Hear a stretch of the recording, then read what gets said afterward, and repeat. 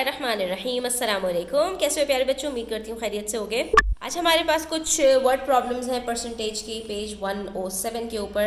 Worksheet number 3 है और इसमें हमसे कहा जा रहा है राजू हैड $16। इन्होंने हमें टोटल अमाउंट बता दिया कि राजू के पास कितने पैसे हैं।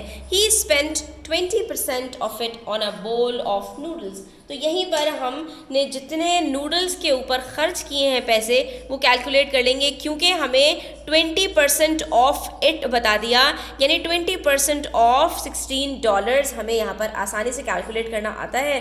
तो हम ये आसानी से निकाल सकते हैं कि भाई नूडल्स के ऊपर एक्चुअली कितना अमाउंट उसने स्पेंड किया है, जो कि 20% बन रहा है, and 75% of the remaining amount. उसके बाद $16 में से ये अमाउंट निकलने के बाद, यानी 16 में से 20% को जब हम माइनस कर देंगे तो जो रिमेनिंग अमाउंट है उसका 75% ही spend on a book. How much did the book cost? तो बुक की अमाउंट क्या है, यानी वो 75% है कितना, ये आपको यहाँ पर कैलकुलेट करना है। तो क्वेश्चन जब हम समझ लेते हैं तो सॉल्यूशन हमारे लिए बहुत ही सिंपल हो जाता है।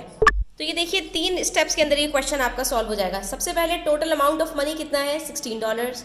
उसमें से कितने पैसे खर्च किए बोल ऑफ नूडल्स के ऊपर, 20% ऑफ 16, वो हमारे पास निकल के आ गया $3.2। ठीक है, अगर आपको जो है वो कैलकुलेशंस में प्रॉब्लम होती है स्टूडेंट्स, तो आप सिंप्लीफाई करना सीखें किस तरह से कि 0 को 0 से आपने कट किया, उसके बाद 2 1s are 2, 2 5s are 10, उसके बाद 16 को आप यहाँ पर डिवाइड करके देख लीजिए 5 से, बड़ी आसानी से आपका यहाँ पर डिवाइड हो जाएगा।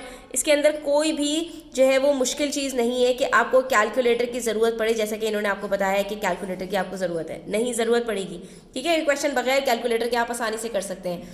ठीक है, उसके बाद फिर इन्होंने कहा कि उसके बाद जो 75% ऑफ द रिमेनिंग अमाउंट है, रिमेनिंग अमाउंट कैसे निकालेंगे, जो टोटल था उसमें से जितने पैसे खर्च हो गए नूडल्स के ऊपर, तो बाकी जो बचेगा वो हमारे पास 16 माइनस 3.2 होगा। ठीक है, जब हमने माइनस किया तो हमारे पास आंसर आ गया $12.8। ठीक है, अब इतने पैसे हमारी जेब में हैं। उसके बाद राजू ने एक किताब खरीदी और वो किताब जो थी वो 75% थी उस रिमेनिंग अमाउंट की। तो हमने कहा कोई मसला नहीं है, 75% हम कैलकुलेट कर लेते हैं।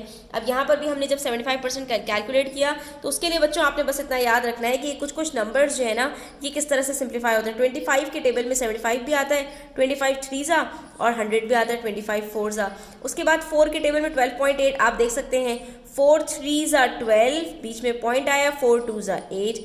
उसके बाद 3.2 को 3 से मल्टीप्लाई करना है आपने, तो ये देखिए 3 2s 6, 3 3s 9, बीच में पॉइंट है, तो ये आंसर आपके आ गया $9.6। तो आपने क्या कहना है, how much did the book cost?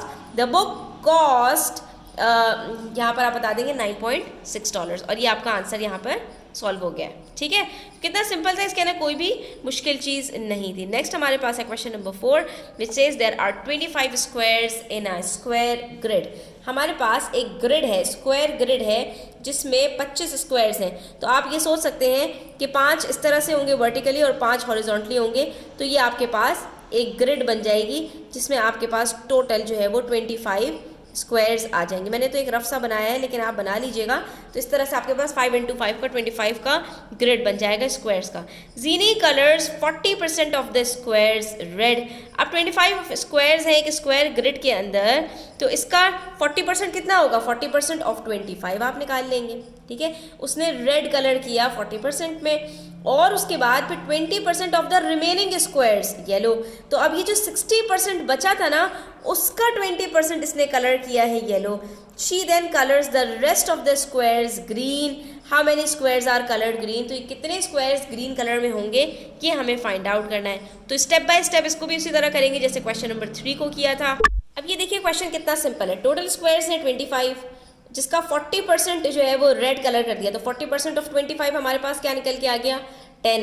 ठीक है, उसके बाद फिर हमारे पास जो रिमेनिंग स्क्वायर्स हैं उसका 20% येलो है। तो हमने पहले रिमेनिंग स्क्वायर्स निकाल लिए, टोटल 25 थे जिसमें से 10 रेड हैं, तो बाकी कितने बचे, 15।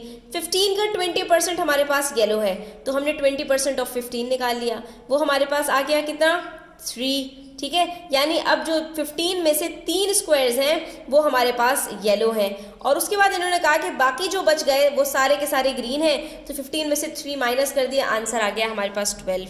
इस क्वेश्चन को आप एक और तरीके से स्टूडेंट्स कर सकते हैं इसके लिए आपकी ग्रिप जो है ना वो बहुत अच्छी होनी चाहिए परसेंटेज के ऊपर, ठीक है।